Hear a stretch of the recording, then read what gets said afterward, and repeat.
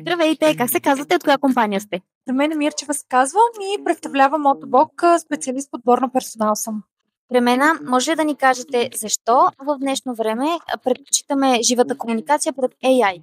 Защото така както човек усеща човека, според мен все още AI няма как да го направи. Ние имаме емпатия, ние виждаме потенциала на човек отвъд CV-то и това за мен е главната причина, че човека е много по-полезен още на това ниво пред AI. Надяваме се да остане за дълго време толкова полезен. А забелязала ли сте в България дали съществуват практики да се използва AI за правене на интервюта? Мисля, че да. Чухме скоро на една конференция, че всяко шесто интервю е направено с изкуствен агент на AI, т.е. човек, който се включва на видео в интервю е агент. Не е човек.